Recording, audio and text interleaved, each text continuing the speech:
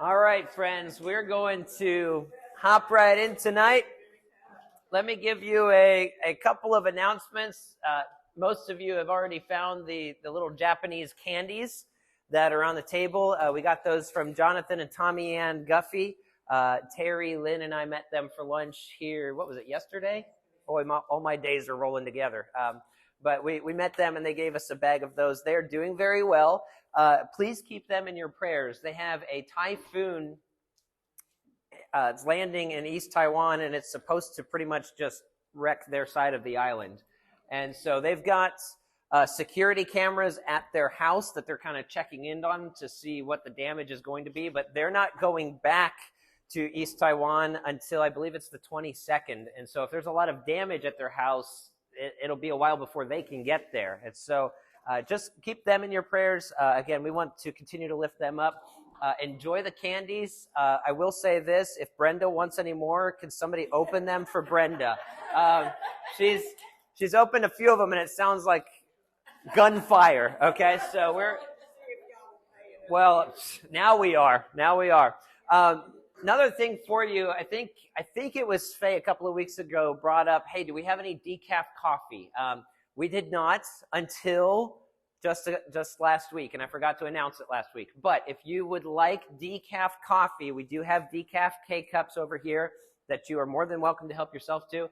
I hope you all know, friends, this was a big test of how much I love you, because in our house, decaf coffee, I call it the Pharisee blend. That's what I call it, okay? Now think about this. Let me just give you a spiritual lesson here. This one's free. Think about the Pharisees. They looked like the real deal, right? But they didn't have any of the power, right? Right?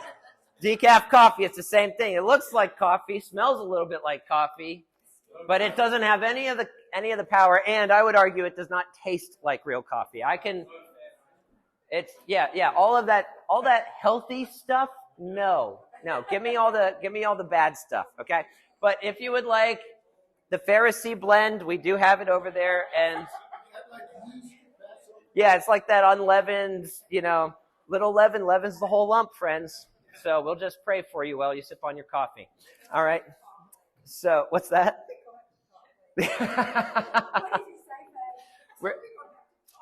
Uh-oh. Well, if I go long tonight, you know why.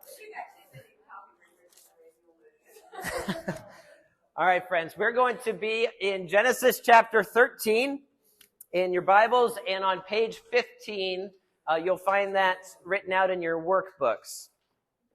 So Genesis chapter 13 and page 15 in your workbooks has that passage. We'll start filling in blanks on page 16. Can I have someone open us in prayer tonight and ask God to teach us through this passage? We're finally going to get to see Abraham get something right, and it's going to be pretty exciting. So can somebody ask God to teach us tonight? Thank you, Faye. Dear Father, we just thank you for the opportunity and the privilege to gather together and open your word to study your word. Lord, we ask right now that you would just remove any heaviness and filthiness from our hearts. Lord, that we might be able to implant your word there. Lord, that we would be doers of your word, not hearers only.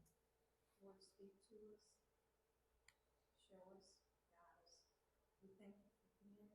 We thank you for him being willing to teach us and lead us. We ask for your anointing over him. Yeah. And we ask that you would be with us and you would leave this place and carry the word with us. In Jesus' name, amen. Amen. Thank you, Faye. All right, Genesis chapter 13. I'm going to read the entire chapter. It's a shorter chapter. It's only 18 verses, and we're going to be able to cover the whole thing tonight, okay? But you need to know the whole story before we dive into verse 1. So track with me on page 15 or Genesis 13 if you have your Bibles. Verse 1 says, So Abraham went up from Egypt to the Negev, he and his wife and all that belonged to him, and Lot with him. Now Abraham was very rich in livestock, in silver, and in gold. He went on his journeys from the Negev as far as Bethel to the place where his tent had been in the beginning. between Bethel and Ai, to the place of the altar which he had made there formerly. And there Abraham called on the name of the Lord. Now Lot, who went with Abram, also had flocks and herds and tents, and the land could not sustain them while dwelling together, for their possessions were so great that they were not able to remain together. And there was strife between the herdsmen of Abram's livestock and the herdsmen of Lot's livestock. Now the Canaanites and the Perizzite were dwelling then in the land. So Abram said to Lot, please let there be no strife between you and me, nor between my herdsmen and your herdsmen, for we are brothers. Is not the whole land before you? Please separate from me. If to the left, then I will go to the right. Or if to the right, then I will go to the left. Lot lifted up his eyes and saw all the valley of the Jordan, that it was well watered everywhere. This was before the Lord destroyed Sodom and Gomorrah, like the garden of the Lord, like the land of Egypt as you go to Zoar. So Lot chose for himself all the valley of the Jordan, and Lot journeyed eastward. Thus they separated from each other.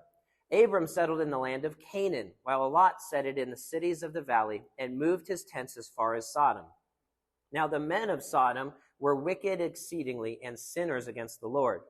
The Lord said to Abram, after Lot had separated from him, now lift up your eyes and look from the place where you are northward and southward and eastward and westward.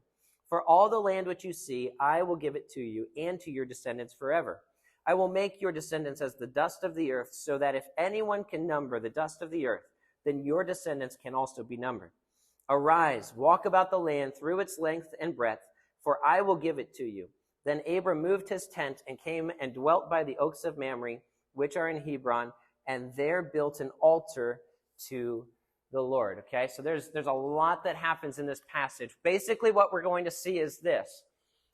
Abraham and his nephew Lot both have so many possessions now that they're coming out of Egypt. They're back in the promised land, the land of Canaan. There's so many possessions that it causes a little bit of a family feud. Now, one of the things you see a lot in the Bible, and you can see this at the top of page 16 in your workbooks, one of the things you see a lot in the Bible is a passage will tell us the story of two people and how they interact with each other in a situation. And the goal for us is to compare and contrast these two people, because one of them handles things correctly and pleases God, and the other handles things incorrectly and displeases God.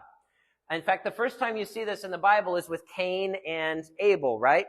They're both bringing an offering. They're both in the same circumstance, but one does something right and the other does something wrong.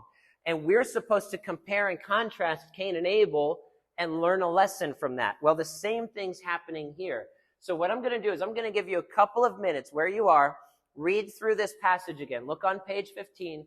What are things that you see these two people doing differently inside of this conflict they're having? How does Abraham do things differently than Lot?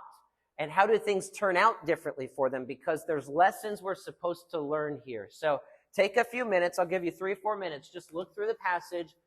What jumps out to you? What do they do differently? How do they handle the conflict differently? Okay, so before I have you hop in and share a couple of things that you've seen, now it's important to keep in mind the lesson that Abraham got wrong last time. So here's what Abraham got wrong. We said that where God places you, he's promised to what? He's promised to bless you or provide for you, right? Where God places you, he's promised to provide for you. Now, God has brought Abraham all the way back, and he's going to put him in yet another situation where Abraham has to determine, can I trust God to take care of me or not? Just like before with the famine that we saw last week. So he's going to be repeating the class. This is the same exact lesson. It's just different details, okay? Now, what are some things that you see that Abraham and Lot do differently?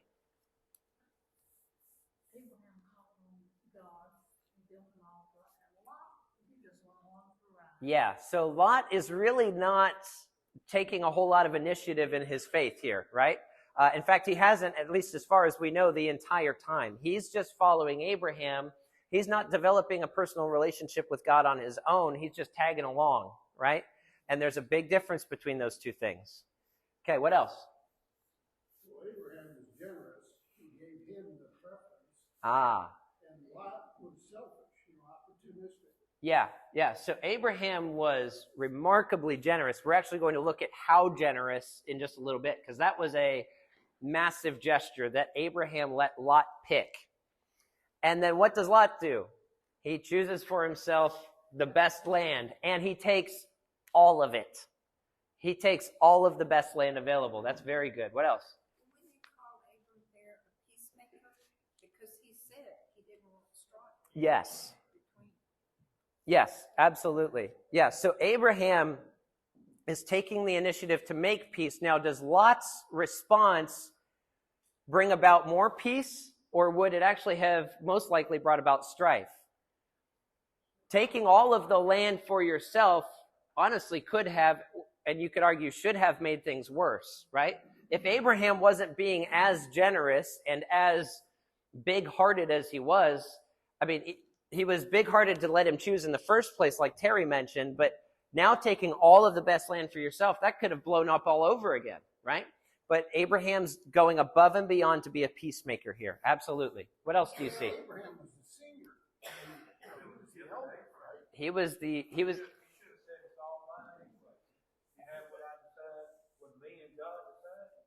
Yeah, so we'll see this in a little bit, but you hit the nail on the head, Rick.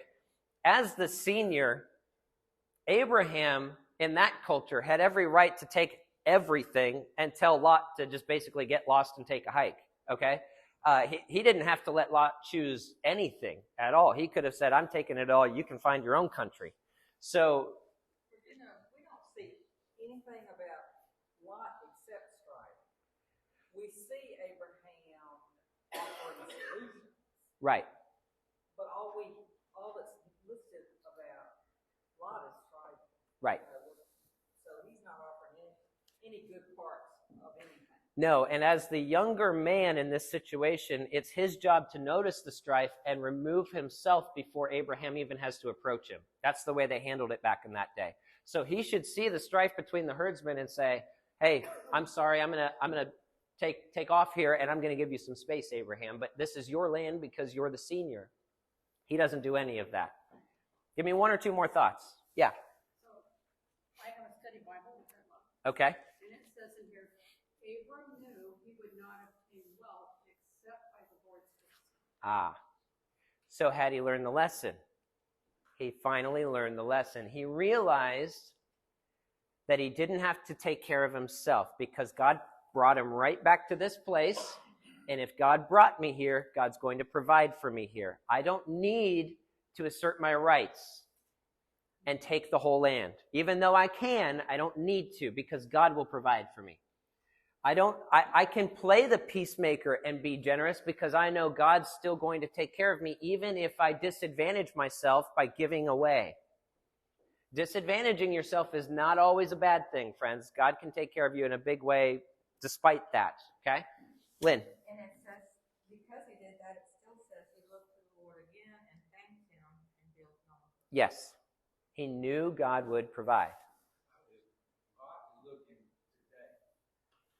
Abraham's looking at eternity. Ah. Big difference in perspective. That is one of the lessons we will look at the end. And I think it's interesting that Lot chose land that included Sodom and the wicked. Did he know that reputation? He did, because it says they were an exceedingly great city. Yeah. So here's the interesting thing with Lot. He sees this land over to the east, and it's the most beautiful and fertile land you can find, but it comes with sin right on the side. Do you take the fertile land and all the wealth that you could accumulate with that, even though it gets you closer to sin, or should you distance yourself from sin? Even if it means taking land that's less fertile. Lot made a poor choice here, and you're going to see that more when we get to chapter 19, right?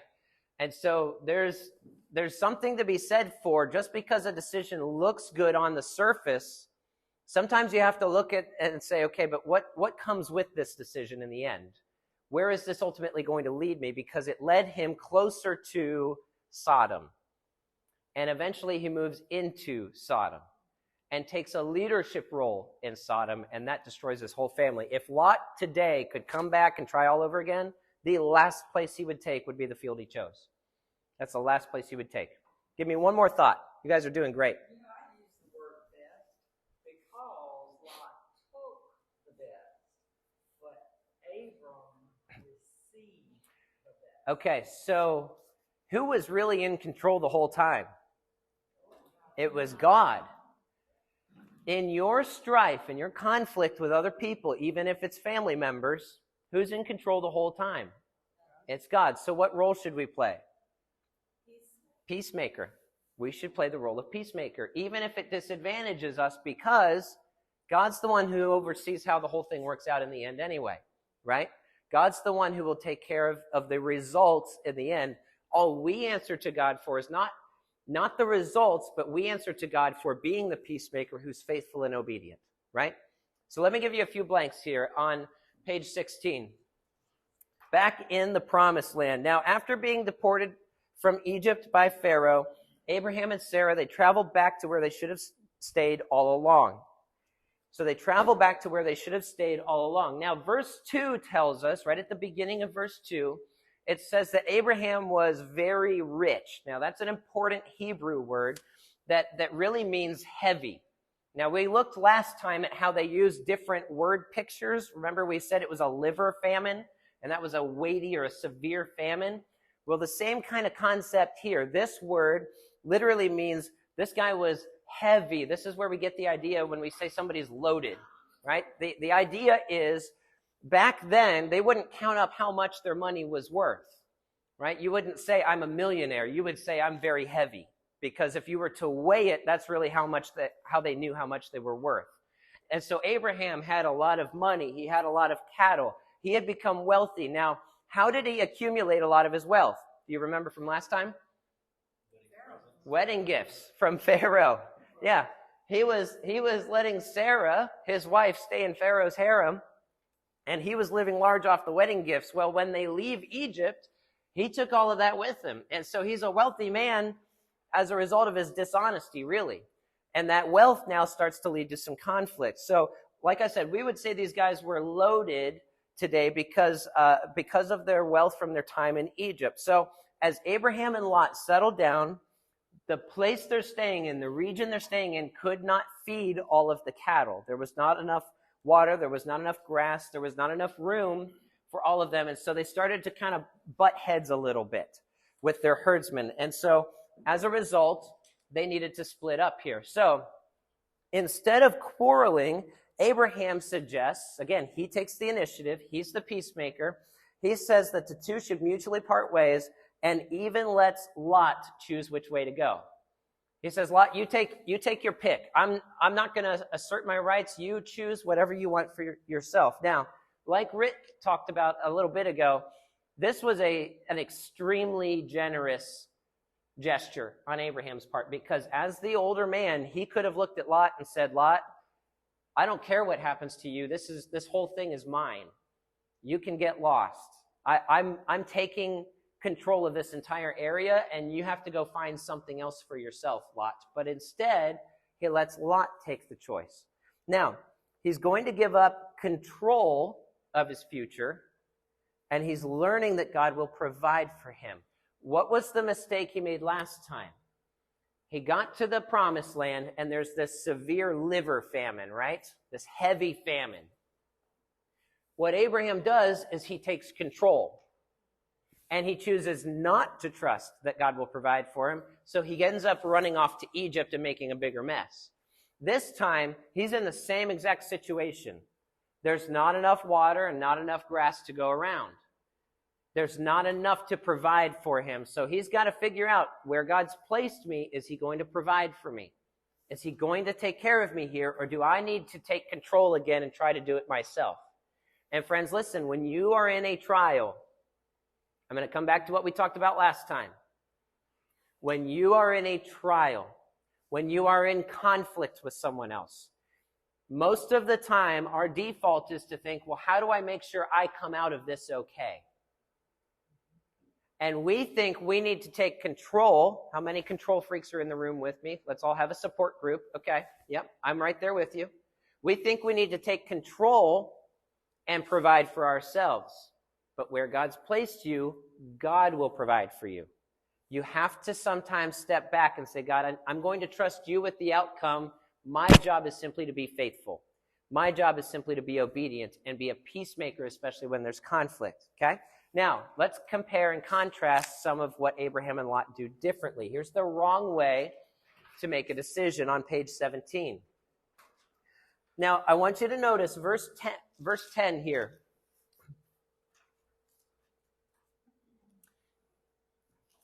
It's at the bottom of my Bible. Here we are. Verse 10. Notice this phrase, Lot lifted up his eyes and saw all of the valley of Jordan. So notice that he lifted up his eyes. We'll come back to that later. And he chose for himself all of the land of the Jordan to the east. That's how he made his decision. So I want you to notice this. This is important because Abraham's going to do it differently. Lot lifts his own eyes up.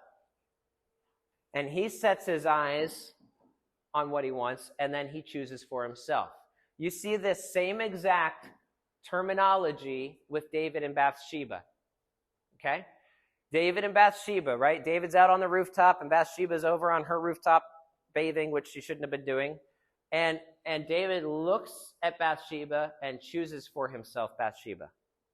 Here's where we make mistakes, friends, in our decision making.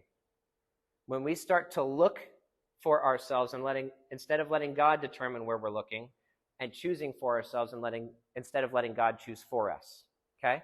Where your eyes go and where you let your eyes go is very important. Because what you set your eyes on is what you will choose for yourself. Okay? What you set your eyes on is what you will choose for yourself. So that's how Lot decides to make this decision. So he chose all of the Jordan River Valley area, which was not only the best, this was a massive area. He didn't need all of this land.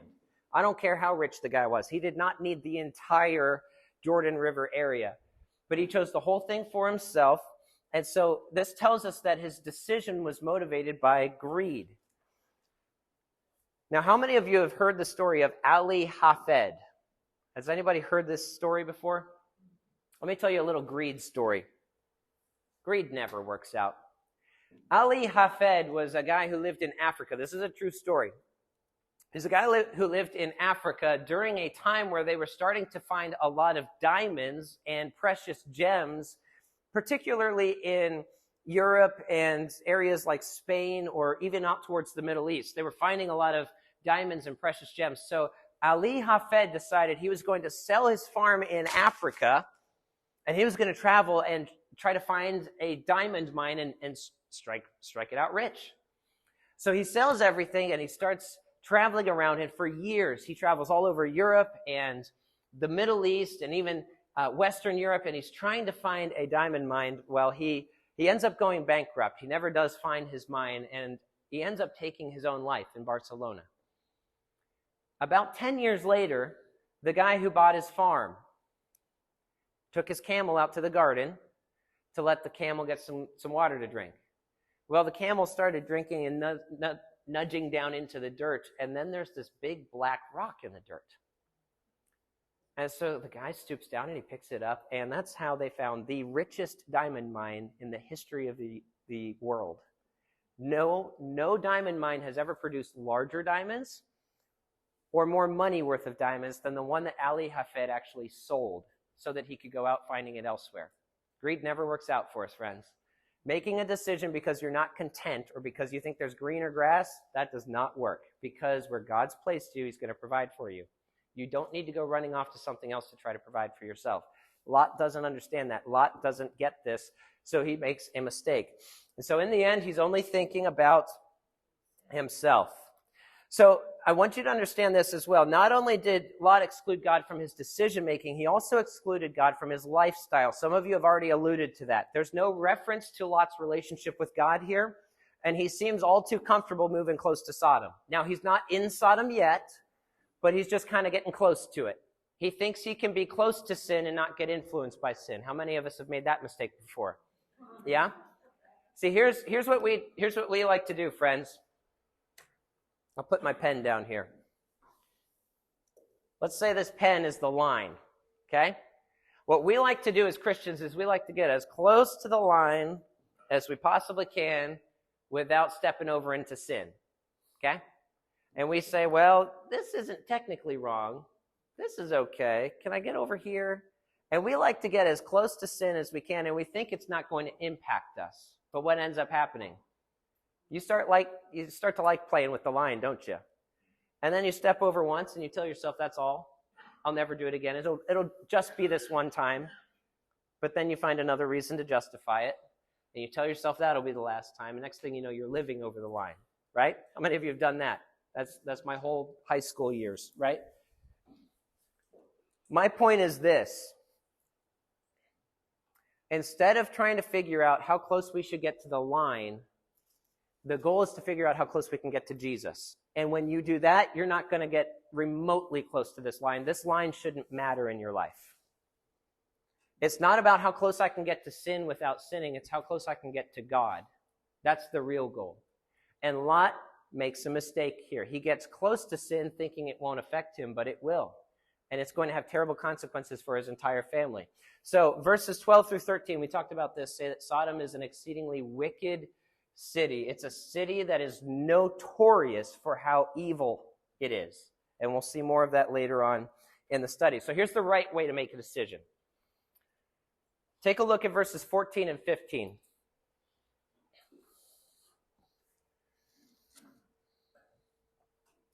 The Lord said to Abram, after Lot had separated from him, now lift up your eyes and look from the place where you are, northward and southward and eastward and westward. For all the land which you see, I will give it to you and to your descendants forever. So Lot lifted up his own eyes and chose for himself. Who directs Abraham's eyes here? God does. Who ultimately chooses for Abraham here? God does. That's the right way to make a decision. See, friends, listen, we go through life and we like to lift up our own eyes and figure out what we want for ourselves. The point today is this. You don't need to choose what you want for yourself. All you need to do is let God provide for you.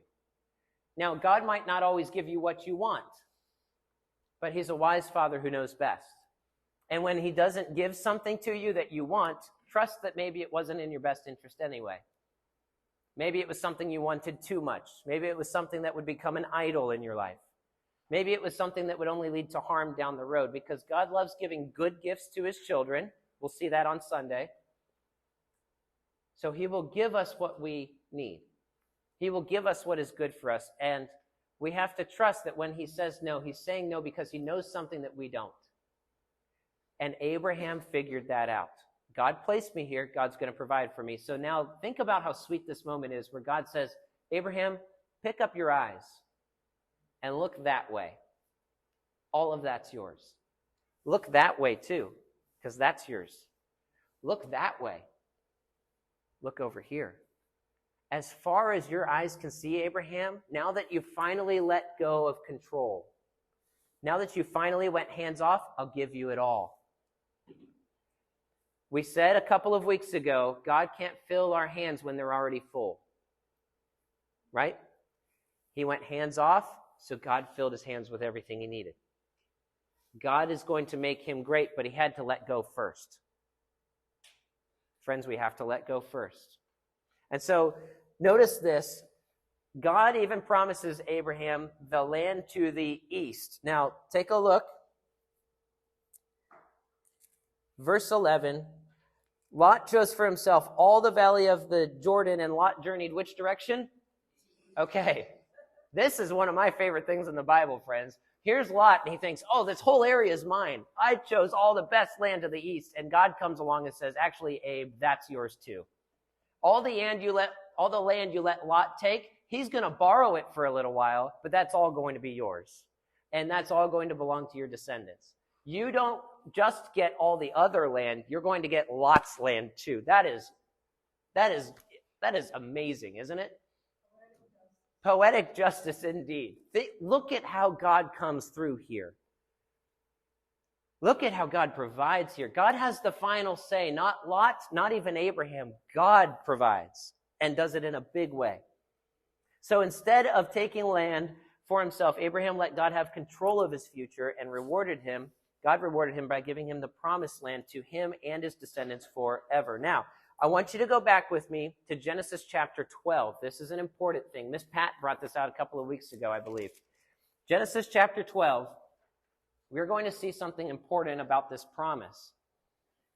So go back one chapter. Can I have somebody read verse 7 for me? The Lord appeared to Abram and said, "To your descendants I will give this land." So he built an altar there to the Lord who had appeared to him. Okay, so who did God originally promise the land to? Just his descendants. Is it promised to Abraham? He's not included, which kind of feels like a raw deal at first, right? Hey, I'll give this to all your kids and all their descendants, but you can't have it, right? That seems a little like a tease, but that's the promise. Well, because Abraham's let go of control, he's let go and let God provide for him, you get here to chapter 13, and he says at the end of verse 15, all the land which you see, I will give it to you. Now Abe's included in the promise. Now he's going to get the land too. All of it's going to belong to him. And he won't really see it until the very, very end of his life, but the promise is held true. God now includes him in the promise because he let go. This is just a practical thing. Here's the irony about selfishness. If you want to be most selfish, you should let God have the most control in your life, right? Like, that's not the right motive. I understand that. But when we are selfish, we work out things far worse than God would have originally done for us. That's one of the lessons here. It is always in your best interest, in your family's best interest, and in everybody else in your life's best interest when you let God make these decisions, right? So he let God have control of his future. So again, here you see that God now promised this to Abraham, promised this land to Abraham himself, and so he responds by building an altar and worshiping the Lord at the end of the chapter. So that's how you make a decision. Let God decide for you, right? Let God direct you. You don't have to move yourself. And this is something Carl brought out last time. Sometimes in life we come on difficult circumstances and it's tough to know, should I move myself here? Is God trying to get my attention? Or should I stay where I am and let God provide for me? Here's my answer to that. Don't move yourself until God moves you. Every time in the Bible somebody moves themselves, it doesn't go well. Every time somebody tries to move themselves, it does not go well. But when people wait and God prompts them and says, go here, do this, now head in this direction, then it works out okay. Why? Because it's God who initiated. You don't have to move yourself in life. Let God move you in his timing when he's ready. And if he's not moving you, stay where you're at and trust him, because where he's placed you, he'll provide for you. So, what are a couple of lessons? Yeah. Arose with Lot, Abraham remembered God told him to leave your family behind. You know, he was being disobedient. Lot's going to be a key character in the next chapter. He's going to be a key character in chapter 19 as well. I mean, this is Lot's going to be like a bad penny who just keeps turning up in this story and causing problems for Abraham. And the Bible doesn't say that he remembered that, but I'm going to guess that he was smart enough and knew in the back of his mind, doggone, I shouldn't have brought this kid along. And this is going to be something I regret. And yeah, I would wager it was in the back of his mind. I know I would be thinking that. And it would be hard not to become resentful in the end. So here are a few lessons. Now I'm going to give you 4 lessons. Always, never, forget, remember. Now I'm going to tell you up front, these are not mine. I didn't come up with these. As I was listening to a sermon one day on the life of Abraham, Chuck Swindoll, some of you guys know Chuck Swindoll. he said these, and I thought to myself, I'm going to write these down. And when I put the workbook together, I thought, I'm never going to say it better than Chuck Swindoll did here. So this is all copycat stuff. I'm not going to take any credit for it, but these are really important truths, friends. So here's the first one for you. Always look beyond the immediate positive benefits of a decision. Which land looked like it was the best? The one that Lot chose, right? On the surface, that looked like a bright choice. And friends, a lot of times in life, we make decisions and we just look at the surface. Well, that looks like that's a no-brainer. And for Lot, he would have said the same thing. Oh, it's a no-brainer. Take the best land. But you have to learn to look beyond, okay, what comes along with this choice? What came along with the choice was Sodom. And that's not going to work out in the long run. And like I told you, Lot, if he could do it all over again, if he would make one decision different, it would be this decision because it led to a whole lot of heartache later down the road. We have to look at the long term, like Charles said, we have to look at eternity, not just the immediate benefits of a decision, not just how is this going to affect me right now, right? So our goal is to glorify God in every interaction, not just to fight for our rights. The one who made the right choice here was the one who didn't actually make the choice at all. It was Abraham, because his big decision was, I'm going to glorify God in this. I'm going to be the peacemaker. Here's the never. Never underestimate the consequences of leaving God out of your lifestyle and your decision making. Lot's going to do this, and it's going to seem like, and this is where I think the enemy trips us up sometimes. What tends to happen is the enemy tempts us to think, well, this decision's so easy, I don't need to consult God this time. Have you ever done that before?